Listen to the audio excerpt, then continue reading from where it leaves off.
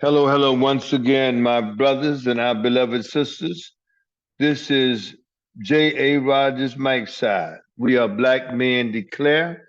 We've come here to change the narrative. Our format is very simple. We just ask a series of questions to each other or from each other to ascertain, what the Black perspective may be on a particular subject matter. Starting this thing off this day is a very very powerful question. I'm looking very very much to hear what these esteemed gentlemen might have to say. The question on the board right now is: do men submit more in relationships than women? Do we men submit more than women? Dr. Tell, what you got to say about that? Greetings to you, Dr. Rogers, and to my fellow panelists, and to the women and men of Black Men Declare. I've heard and seen this discussion between men and women, where women were arguing, saying that they are more submissive than men. And the men on the panel said that that was impossible, and they said, "Well, how do you say so? Because women are known to be docile and submissive." And they said men are more submissive, and the examples that they gave was very insightful. The argument was, if men have a disagreement or have a argument with women, then instead of a woman could put her hands or argue or push a man's button, but because of the fact that he loves her, because of the fact that he cares for her, and because he know that he is more physical, um, meaning that he could be abusive to her physically, he submits by not going and using what he naturally has as more of a physical fit. Also, they said that men are more submissive because men will listen to other men because they know and they believe that they have been put into a leadership position. The example they gave is that men will listen to a general when they are a soldier because they understand that that general has been put in place. They also acknowledge the fact that you have athletes who will submit to their head coach, and their head coach might have never played basketball. The exact example was Kevin Durant makes over 35 to 40 million dollars a year. He listens to his head coach, and his head coach makes far less than him. His head coach hasn't played professional basketball and will never be as good as Kevin Durant. But because Kevin Durant understands that this coach has been put into this position, because he understands that there is stuff that he needs knowledge and understanding that he needs to acquire from this coach, that he will submit to this coach. So with that argument as the premises, I agree with the men that men are predominantly more submissive to women because of the fact that we are willing to we can assert our authority physically, but we have decided, because we believe that whoever is the leader, whoever is the one who is giving direction, a woman or a male, then we will be submissive to them. And we understand in today's society, not all women, but there are a lot of women who will say, I'm not going to listen to you. Who are you? I make more money than you. So why should I listen to you? I've been doing it on my own. You ain't my daddy. And with that mindset, they have decided that they will not be submissive to a woman. So in my opinion, I agree with the men, and I look forward to hear what the brothers and what you have to say.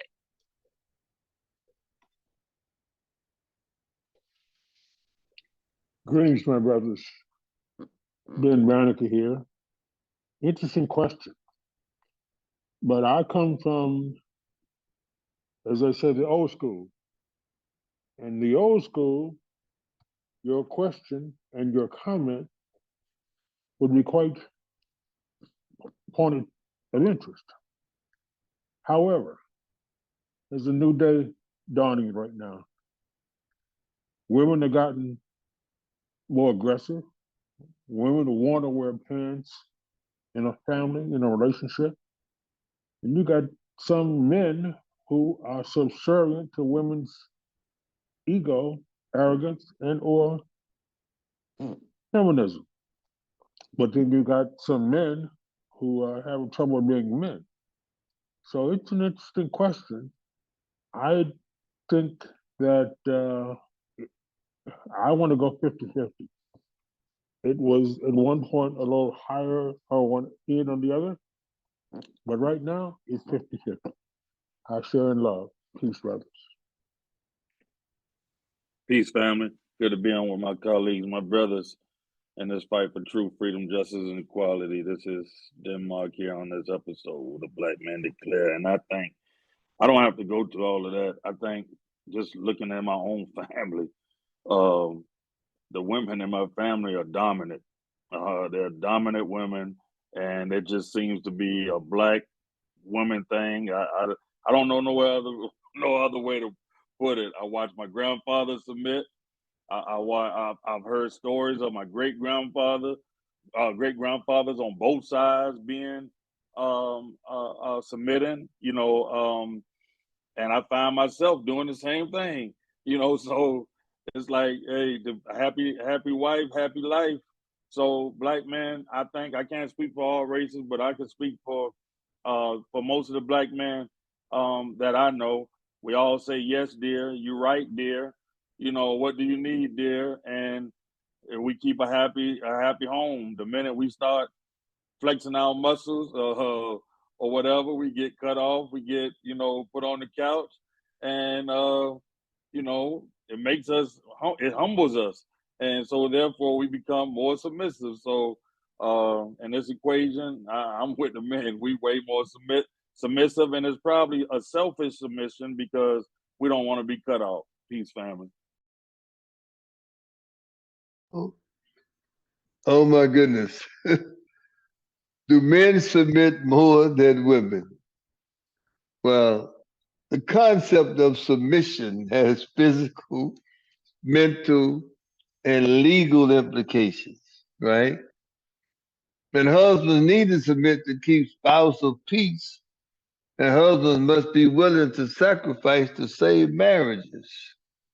So currently, some men have grown to be Euraxius. That means henpecked. 1 in 4 women, or 24.3%, and 1 in 7 men, almost 14%, aged 18 and older, have been the victim of severe, even physical violence by an intimate partner in their lifetime. Now, according to this information, most men who are abused do not report it. So those numbers could be higher. And say the level of anecdotal, situations probably mean that men more so than women are submissive. Even in unmarried situations, some women will use sex as a means of control based on the man's level of submissiveness. Isn't that something? So that's a powerful weapon that our women possess, is that ability to break a brother down to submissiveness. Now I know some people are gonna say, "Oh, that ain't true. That ain't that this," but I believe at the end of the day, especially with the black folks, as Tara Hunter said, women learn the skill of manipulation, and it has carried forward the good and the bad of it, ever since the beginning of our arrival here. Now, I know we see and hear, to be quite honest, of some African nations that to be a real, totally different situation. But here in America, and based on the experiment of the American project, I know that men truly submit more than women. But we like to hear what you say, our audience. What would you say to say? But we also, before we go, want to remind you to smash that notification button and also share it with friends. But Dr. Taylor, I don't know if we hit everything for you on that question, but why don't you come back and close it up for us?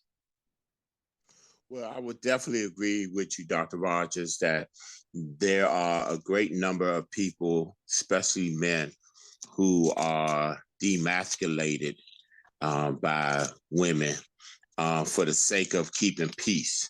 I know being in multiple relationships and never being married, I have been told by most married men that whatever you need to do to keep the peace, you ought to keep it. But it's always been a struggle for me because that's not what my good book tells me. My good book tells me that I am the head of the household, that I am the priest of the household.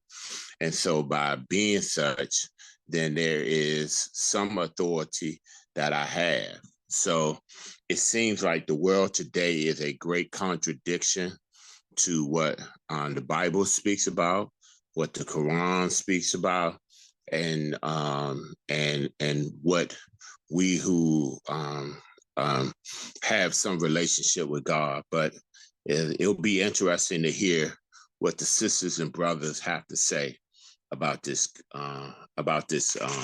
issue.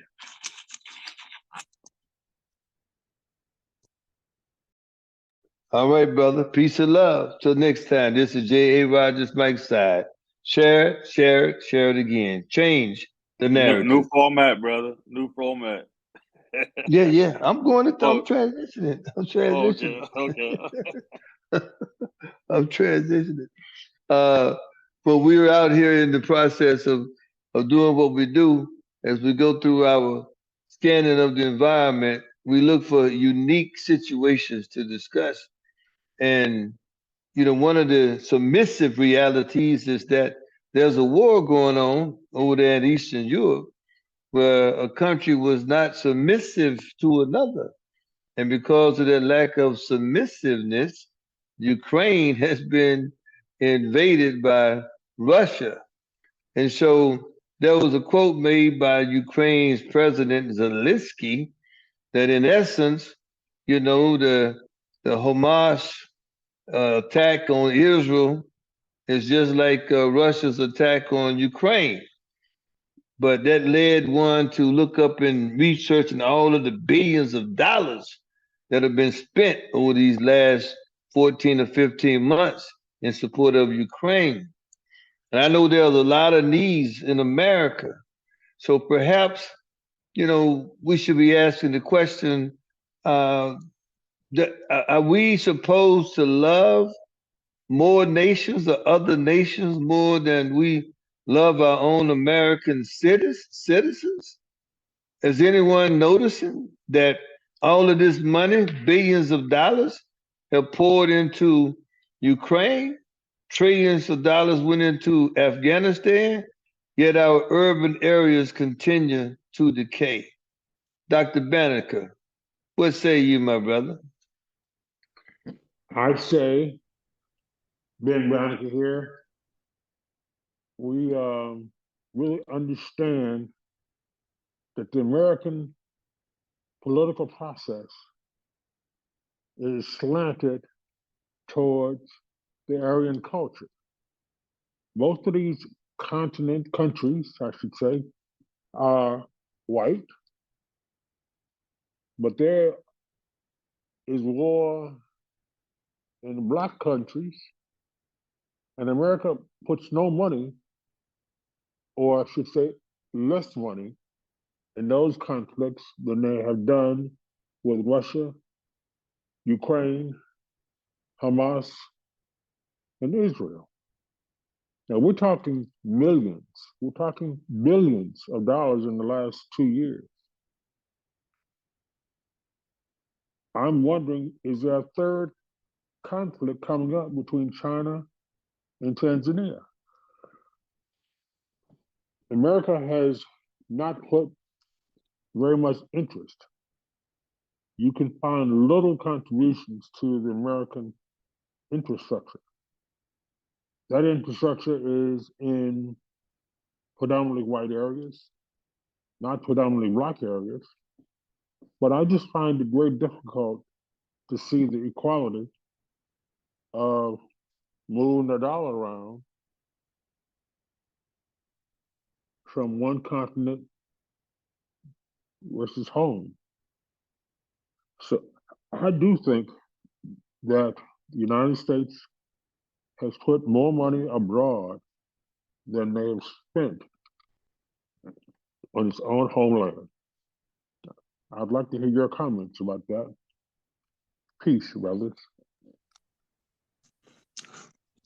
Greetings, Dr. Banneker, and greetings to all the sisters and brothers of Blackmen Declare. Brother William Tell here. I agree with you, Dr. Banneker, for different reasons. I agree with you because, and I kind of hate to admit this, but the Republicans just recently were upset because of this allocation, this bill of granting more money to go overseas instead of allowing the government to have their appropriation funds. And we was on the verge of a government shutdown. And they decided at the last minute to do a continuing resolution for 45 days. But I'm disappointed, and I agree with the Republicans, because why would we invest or continue to invest in other countries when we need that money to be allocated just for our own government to continue on? I think it's about the old card game, or the old pea in the shell. They keep on moving the shell, the pea around to hide this money. And I don't know if they're hiding it in this war or that war, or this country or that country, but whatever, they're not allowing the American people to win. And that in itself is a shame. As always, blessings to you all. Peace, family. I think America is at a crossroad, man. They're at a crossroad. I think we don't understand that some of these nations that we're supporting or dealing with, they have infiltrated America's government. They have infiltrated congressmen, senators. They have infiltrated us. They played the long game. We've been playing the short game. And I think it's really starting to show now that America, their congressmen, their judges are for sale. It's unfortunate in this entire mix that the people that get left out are Black Americans, because we don't know where to butter our bread. We don't know who to support that in the long run will help us. They distanced us from African countries long time ago, and we still trying to fight for land and money and resources at home. No, we have no ally because we have not aligned ourselves with any other country, especially in Africa, that can help us or want to help us. But these congressmen, these white congressmen, mostly males for the most part, but females too, they have aligned themselves with countries across the world that they know if anything happens, anything pop off or whatever, they have a place to go.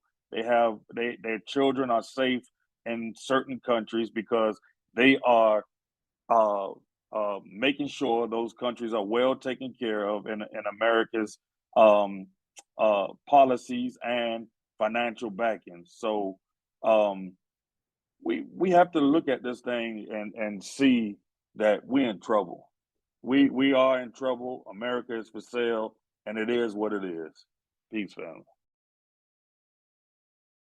Wow. I'm going to give some data that I think will substantiate what we've all said. According to the Council on Foreign Affairs, the United States spent more than $77 billion to support Ukraine over the past year. 60% in military support and the balance in financial aid and humanitarian aid. And think about this. While America was in Afghanistan, over $2 trillion, with over $1 trillion of military aid. Now, every urban area in America could have several new recreational buildings with basketball courts, swimming pools, and the indoor running tracks and the like. Because 31.5 trillion is the current national debt. That debt would be more than 73,000 per every U.S. citizens. What could be done? But see, there's a deeper thing. They're not looking to do so because see, the conclusive answer is that American politics use the concept of national security interest as being why you must spend all of this money in these countries, especially in terms of foreign aid. When you look at the foreign aid that's been sent to Israel, that gave Israel a chance to develop its nuclear capability while wanting everybody else in the region not to be nuclearly powered, with the exception of Saudi Arabia. Now, and you know those brothers that they got in with them, how I think it's because they promised them some protection just like the United States did. But remember, all of this that we see going on with the spending in Ukraine versus spending in other places versus what does it mean to us as American citizens, and then more specifically as Black citizens in America, it truly means it's an amplification of what so many have said. The problems that could be fixed with just a little bit of that money when you go into these inner cities. And if, you know, when I was coming up, you had the option that you could go and play in a park. You can go and play in a gym. You had some facilities. A lot of our young people don't have that today. See, America, we can do everything we can to make us hate a country. Like right now, they're doing everything they can to make you hate Russia, and now they're doing everything they can to make you hate the Hamas, hate Hamas. But that's just the way it is.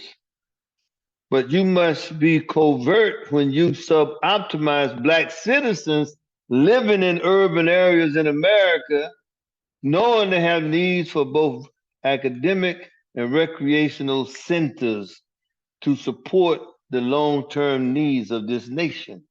You would think you would want to do that because of the change in the population, that you want to keep the best of the best. But it just proves again, Dr.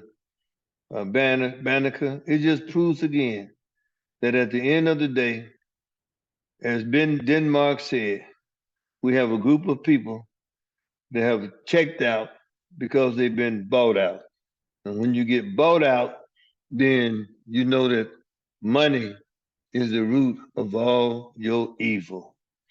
But perhaps you want to give us a brief summation as well, based on the input from the brothers. Well, thank you. Thank you for the opportunity to capitalize this topic. But I believe that everybody is right on. It is important. The color of money is green. It is important that all that is going on from yesterday and today, who is spending your money? The American politician. Who is the American politician? White, Anglo, American, probably Jew in that case. So we are at a point of trying to find out where we have an alignment. Where's our shining armor? We have to change this narrative quickly. I share in love. Peace. All right, brothers and sisters, don't forget, smash that button, that notification button. If you're just joining us, smash that. Share it, don't smash it. That share button, share it with somebody else, though. Have some conversation with somebody else. Stuff going on everywhere. We mentioned briefly about the war in Israel and the war in Ukraine. But, you know, how do one of the things we want to look at, how does the war in Israel and the war in Ukraine differ in the way the media paints the pictures? What is it really that the media trying to do in that picture that they're framing in our minds? Denmark, what you got on your heart on that, my brother? My brother, that's a heavy loaded question and something I've been pondering for a few days now since uh, the attack by Hamas and Israel. And I scroll feeds, I scroll news channels, looking to see how the media is painting this picture. And the Ukraine situation, Ukraine once being a part of Russia, uh, is being painted as a uh, as a saint. No matter what they're doing in the war, they're being painted as this saint, given unlimited amounts of money to continue to destroy Russia. Why? Because America wants Russia as weak as it can. And over on the other side of the aisle, you have Hamas, who is fighting to establish Palestine again as a recognized state by the United Nations, by America, by across the world, fighting for territory that has belonged to them since the beginning of time as far as history goes.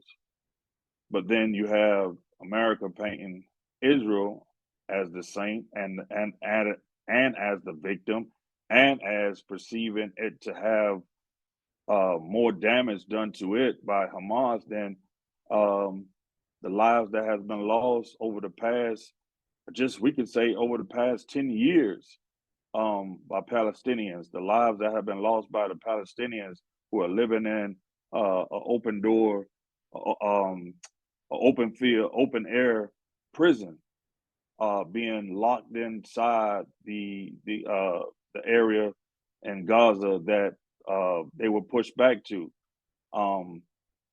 Israelis been killing soldiers, I should say. Israeli soldiers have been killing Palestinians for the better part of 40, 50 years now.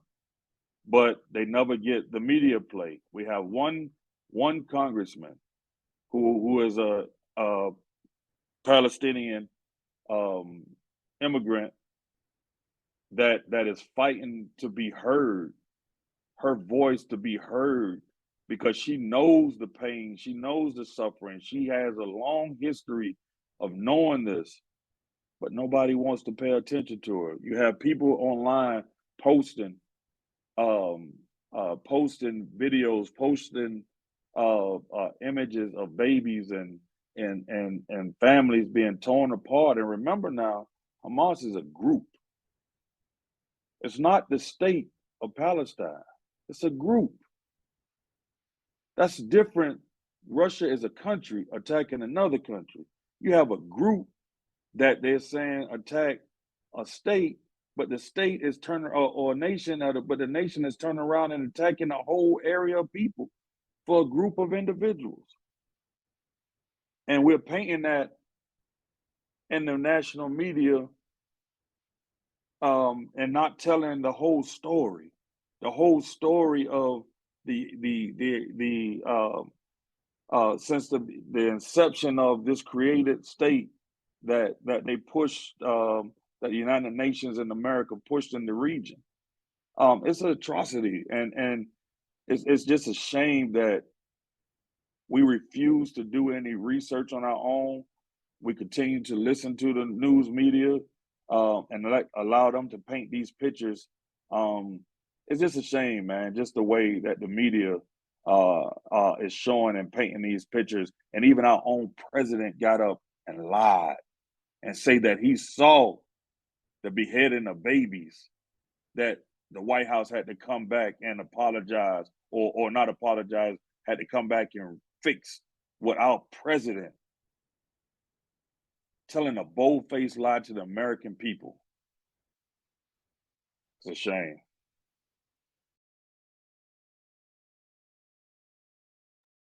Wow, brother. That's enough to get you upset. Hamas, as they try to define it, this is a Western definition, is an Islamist militant movement and one of two major political parties in Palestinian territory. It has between 20,000 and 25,000 members. Come on. See, before when we talked about this, when we said the United States pick on small countries, Israel, the same model. You're going to pick on somebody, you're going to, like they really bad. Come on. That's really shameful. But Russia invaded also as an additional expansion of what Denmark said. Russia invaded based on the encroachment of a nation. They had been assured by NATO that NATO was not going to penetrate any further east. Well, they could use Ukraine to do so. And remember, there was a coup in 2014 and all of the stuff that went on there. And for the last 10 years or so, Ukraine was also voted as one of the most corrupt nations on the planet. So all of a sudden, they become this great place because of, I don't have to repeat what all of you have already said about why it took place and why it's happening. But it's shameful, but that's the way it is. And they won't even allow, like Denmark said, someone that could give them firsthand knowledge. It'd be like somebody trying to, tell you about something about a city or a place you lived in, and they never lived there. And they giving the opinion about the place, but you lived there and you just came from there. Same type of situation. So Ukraine is a pawn. It's a NATO pawn. And they got the right guy, so he could be now chasing history in the form of Zelensky. And here's another key on their war. The United States has sent over 260 billion of foreign aid to Israel. Literally has built that defense program. And that's why, if you read between the lines, CNN and one of the commentators was saying, they said something like, to the something I'm paraphrasing. How did Hamas, again, in a very condescending way, break through to cause this kind of damage or do this to Israel? Like saying, how could that happen in arrogance? That was a question asked. But Denmark, I think he broke it down very clear. We got to read between the lines. You got to do a little research to know that Hamas is indeed a group, an organization. It's not like the state of Palestine, right? And it's a shame because the last thing Netanyahu said today, they were not going to stop until every member of Hamas was dead. Now that's kind of strong. That's kind of strong. Wow. That we need to get into something a little lighter to discuss then, brothers, for a minute. I mean, we all know um, Floyd Mayweather, right? Great boxer. I don't know. Wait a minute. Before I do that, though, hold on. Let me go back. Let me back up. See, Denmark. I skipped over you. Come back and share with us any additional comments. I was getting ahead of Hey, myself. actually, Well, brother, William Tell and Banneker didn't go. They didn't answer the question. well, Dr. Oh, Rogers, I, no, I let me really got comment. ahead of my question. I No really got problem. ahead. Dr. Rogers, I understand, and because I know you, I understand the importance, and I think that is a great segue to my comment. Okay. Unfortunately, there are so many people, and I wouldn't just say people of color, but there are so many Americans who do not care outside of what's going on in their own city, in their own community. And so we are being fed anything, and we're being fed a bunch of lies. One time, as you all have said, and greatly said, um, once we are told that you can never say anything negative about Israel. Mm-hmm. At one time, you couldn't say everybody was saying everything negative about Ukraine, and then when the war started, then you start having all these um, protests, and you had celebrities, and they even had um, different monies raised for Ukraine, and you like, well, hold on, isn't that the same people like 6 months ago that was no good? But Mm-hmm. if you don't have any knowledge, and if you don't have and if you don't want to know, then you will never know.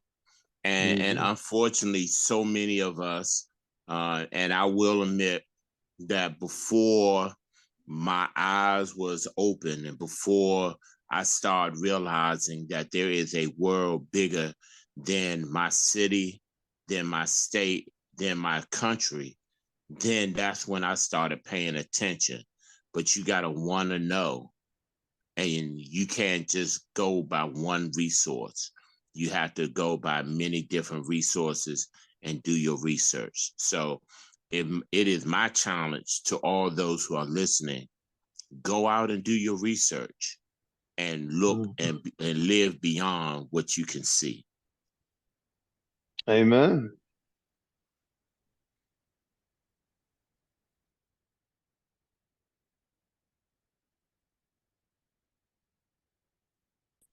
Banneker.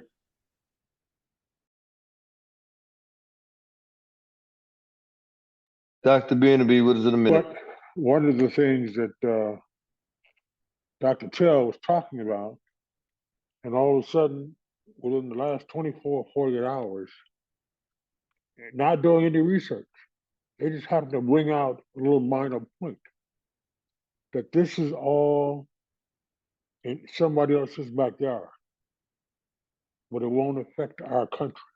It won't affect our America, North America. Then all of a sudden there's finding relevance to let's get our interest level up. Now they've identified we have a vice president, which we've never had one like that before. Not only is she black, but she's a female from HBCU college. She happens to be married to a Jew. Now all of a sudden, it's our problem because we have a vice president that has relevancy to the Jewish culture. Well, I'm ashamed of mankind as a whole, whether you are whatever nationality you are. We have gotten to a point where they try not to show the hatred and the demonic spirit of Hamas. They did show some of the hatred and the demonic spirit of Russia in its day. So with all of this hate going on, with all of these cultural differences going on, who's handling the checkbook? Doggone it, there are so many monies being spent to everybody else's problem, but not here in the own United States. In Chicago, Philadelphia, Boston, New York, all major cities, Atlanta. Our infrastructure is crumbling. And we see on our television, the newscasts, I mean, they're bombing the heck out of some of these places. They're talking about rubble. But heck, I can remember we went up to Detroit, Michigan one time, and we saw a demise of a corporate, of a nation, of a citizen group. I'm just outdone because we truly have no relationship to the money, no relationship to the need of correcting a problem. I share that in love. Peace. Just coming back to close it, man. It's a tough situation, man, because first of all, you don't want no innocent lives lost in this war and these wars, no matter which side of the equation you fall on. But people are fighting for a sense to be heard, a sense to be seen, where these nations that have the money, have the resources, are trying to control everybody. They're trying to control everybody.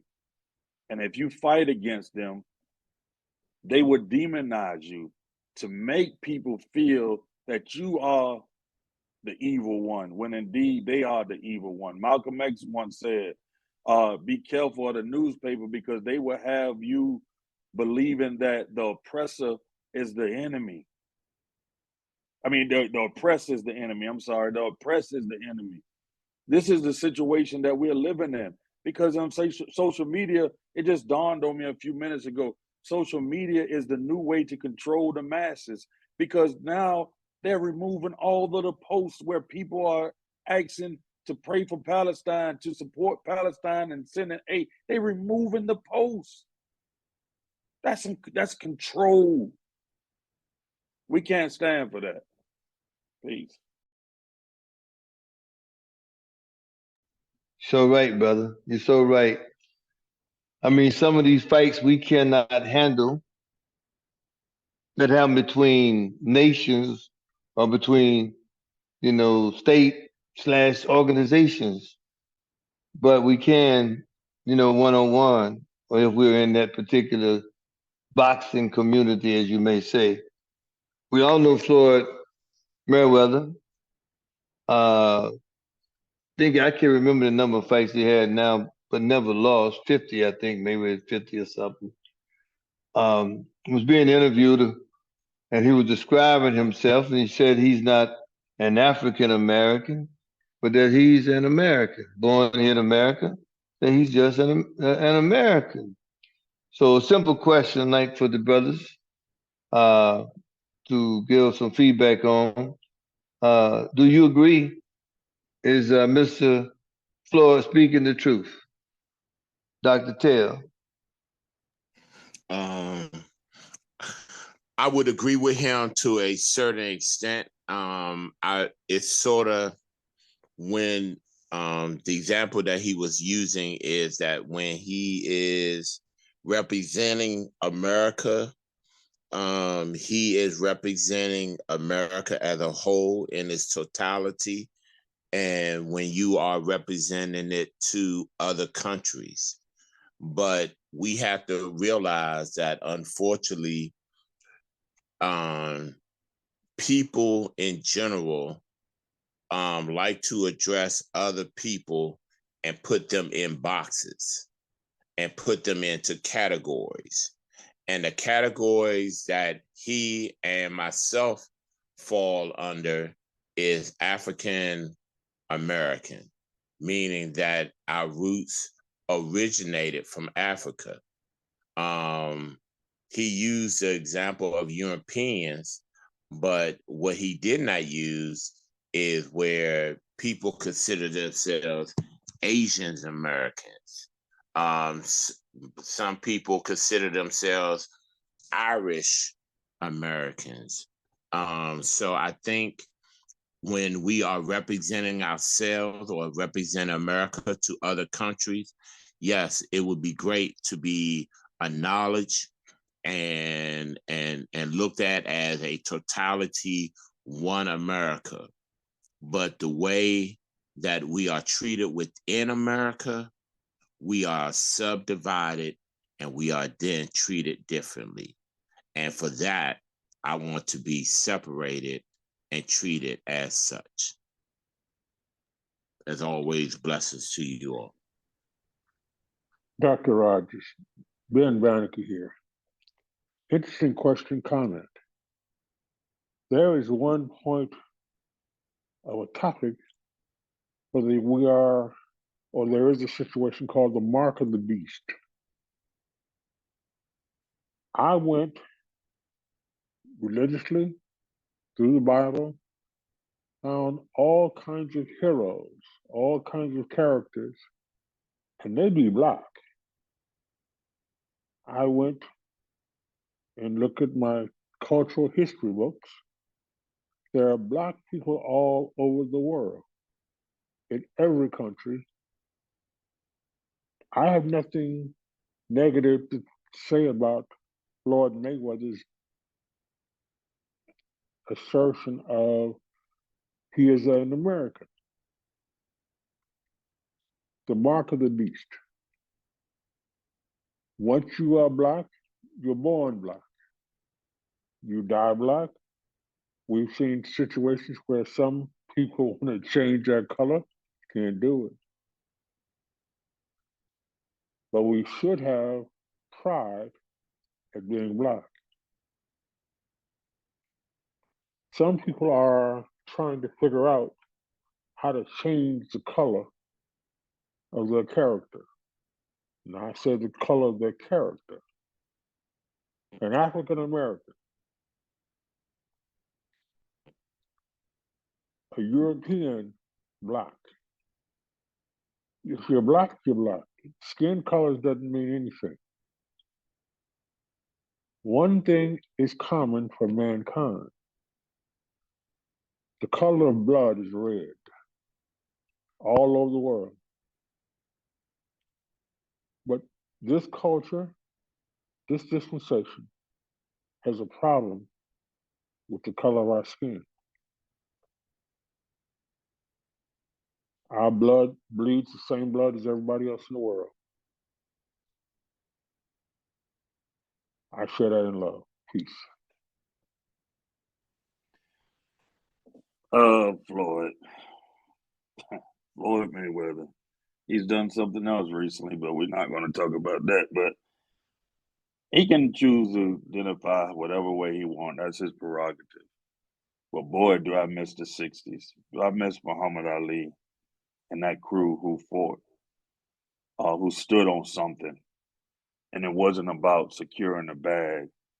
I wasn't born then, but just reading and understanding and being around people who were and listening to their stories, like they stood for something. I myself don't use the term African American. I use the term Black. And the reason why I use the term Black is because that can unite, or I have seen it unite brothers from across the globe, Black people across the globe, whether you're in the islands, whether you're in Africa, South America. Using the term Black united us. So I chose to use that. Right now, to be truthful, don't get me wrong. I'm happy that God put me in this dispensation of time and that I just happen to be in America. But I happen to be in America and will do what I can to make sure my people in this country receive a fair treatment and whatever. But as Black people, we are global people. We are global people. And it's in America's best interest to get as many of us to deny being a global people. Because to be truthful, we are what's holding America together. I heard Jamel Hill say it recently on the Breakfast Club, and I found it to be true. Black people are what's holding America together because we believe in America more than they actually believe in it. We want them. We want to see the the documents that they hold so dear. We want to see them live up to that, and we will forgive and forget more than any other people. We would do that and say, and much as America has done for us, we still walking around here trying to be the best American there ever was. I'm talking about Black people. And America has done some stuff to us, but we still trying to be better than they are at being in America and being an American. So I say to everybody who wants to do that, that's fine, because I'm going to be a great American too, as far as trying to be the best person I can. But I'm global. My ancestors are from Africa, and I want to establish connection to that actually more than I want to be the best American. Peace, family. Wow. Great comments, great answers. I mean, Mayweather has his prerogative, and I think I myself don't use the term much African American anymore because it does not denote a nation. I mean, and that was a mistake I believe that was made back in the early 80s with Jesse Jackson and others came up with this term African American because they could have learned from the Nation of Islam that you really want to get some kind of recognition or respect, you have to be a nation.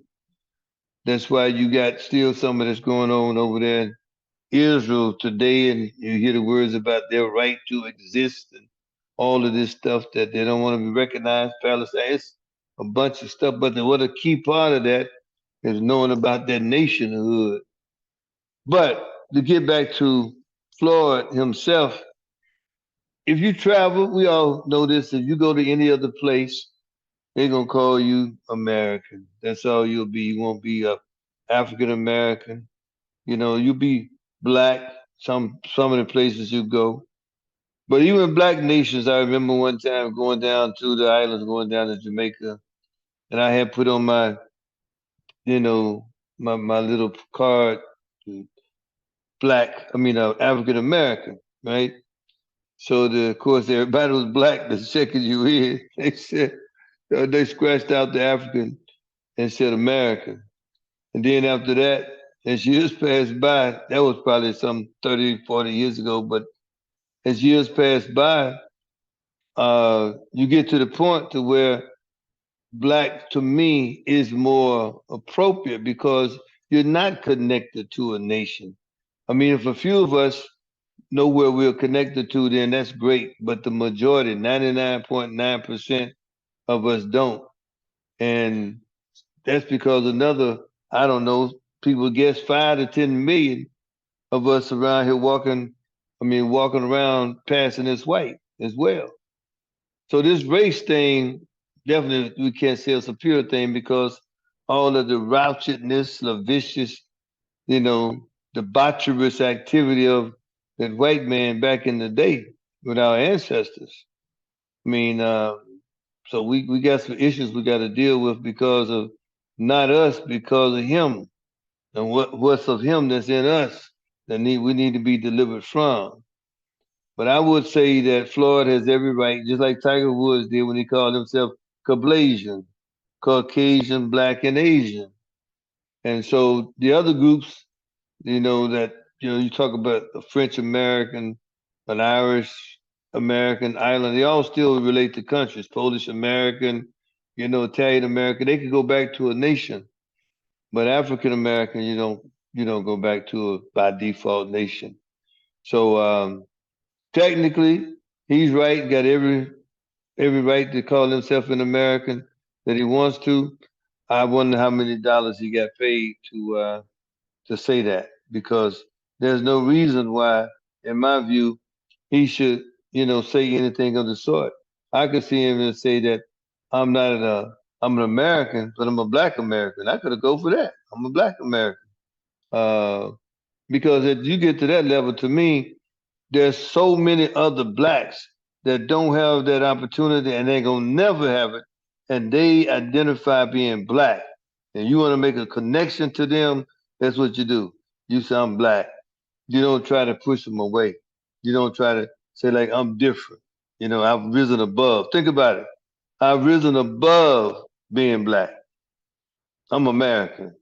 Like that's above. Like that's a step above, right? Come on.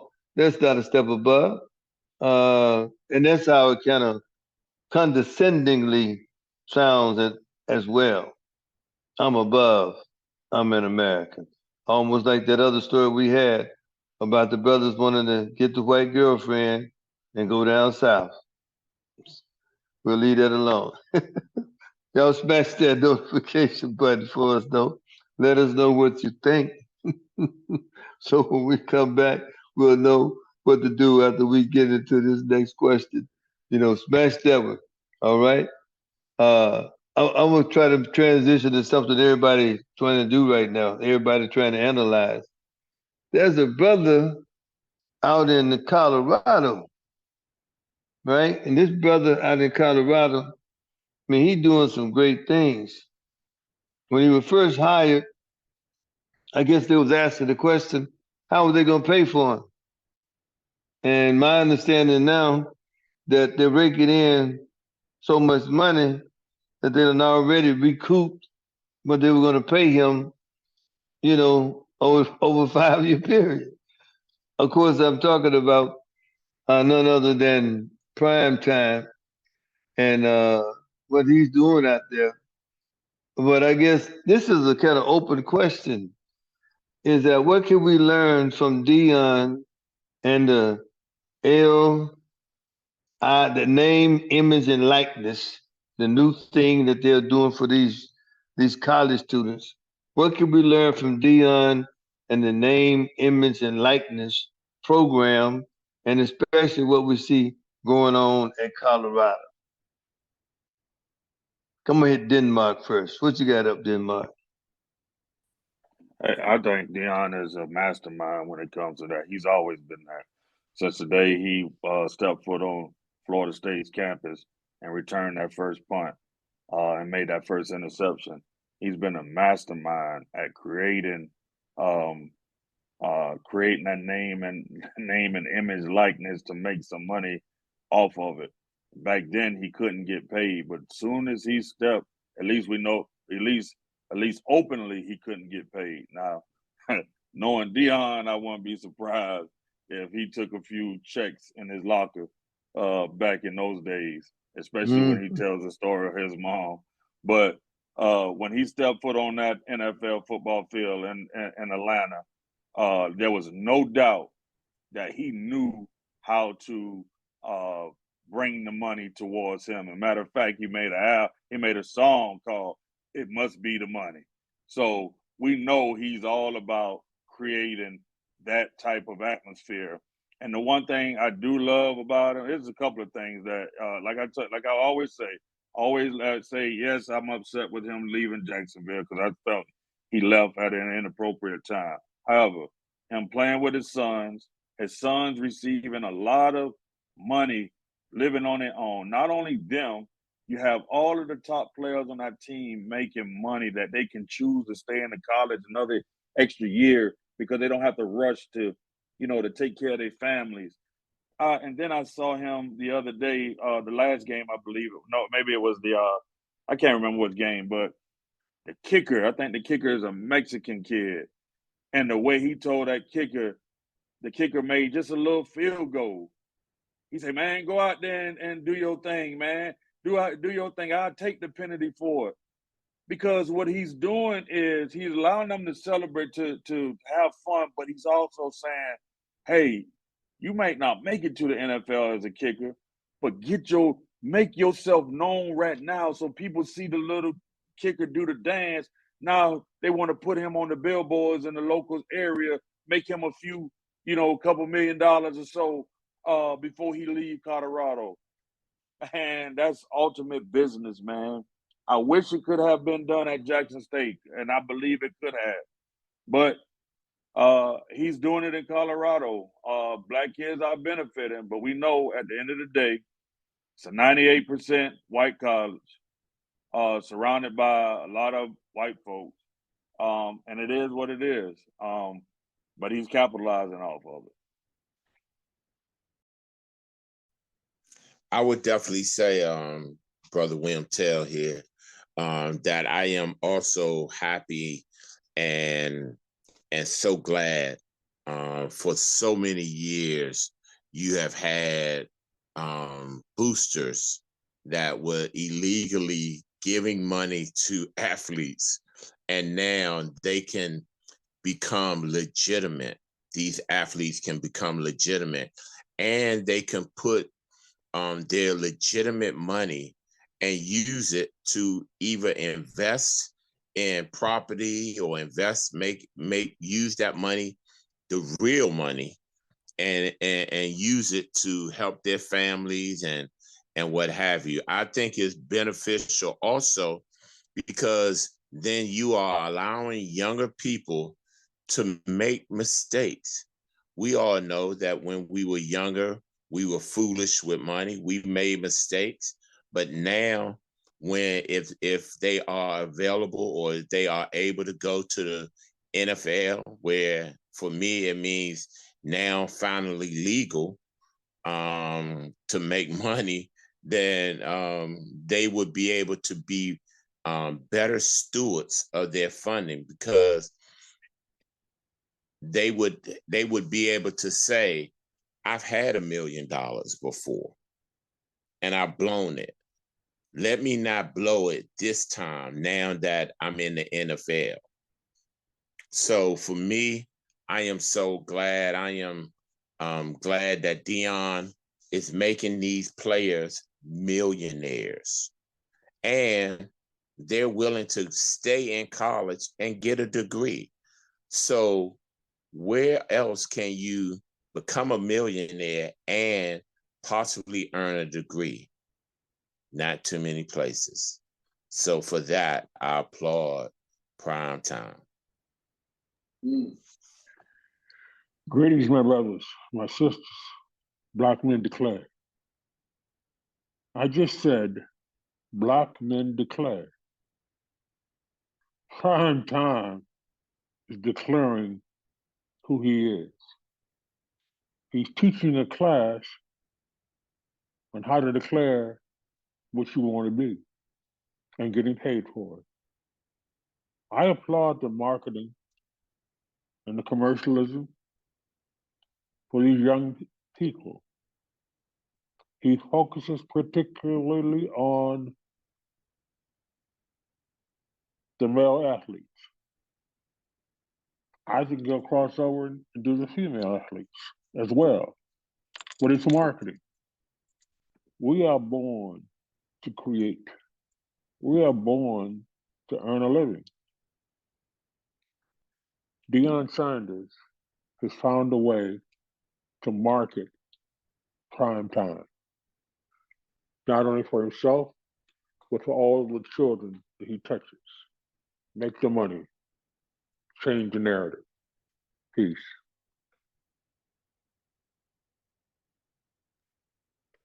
Yeah, prime time. Something else. Let me just share this a little bit as we wrap this up. What makes being a college football coach so attractive? You may find this interesting. They make a lot of money. You know, this and you're right, this name, image, and likeness has allowed these universities to also begin to look differently at how they look at life. But of course, the highest paid dude in college football is Saban with Alabama. You know, all of those SEC dudes, Kirby coming next, dude at Clemson coming in over there. But look, they went up a longer route to get there. And now Deion is he's in the top 20 um, at 5 million. But already his move to Colorado resulted in over 45 million in earned media money for the school, according to the Apex Marketing Group. The school has also seen a 42% increase in sponsorship revenue. And trust me, as long as that brother is doing that, he ain't gonna have no issue. To the NCAA, their revenue is in the billions. You know, some say the profits is over a billion. I mean, they making some money. A lot of the money, of course, coming from TV. But at the end of the day, I think what we all can learn, what I learned, and it's said, we've got to be more aggressive in sharing with you, our listening audience. Black men declare. We must be more aggressive because it's obvious that this message is a message that's needed in terms of space repetition. You hear something, if you hear it most of the time in a short period of time, short duration, for at least 31 times, you're going to change your habit. You're going to change your habit. So the habit we want to change is getting that black perspective in what we do and how we do it. Understand the micro and the macro. So we enjoyed ourselves with you this evening. Want to ask anyone if they got a 15 or 20-second closing comments on any one of the subject matters this evening. Well, are we all good or somebody want 15? We Hey, all brother, good? this was a great episode. Just thank y'all for having me on, and just let's not be controlled by these social media platforms. Continue to change the narrative, push the program. Amen. Yeah, as always, it's great to share a platform with you all and to bring about discussion. And as I mentioned before, to my brothers and sisters of Blackmen Declare, just don't listen, but go and research. Go out and find out what's really going on beyond your neighborhood, beyond your city, beyond your state, and really beyond your country. And you'll realize that what goes on elsewhere really does affect you. As always, peace and love.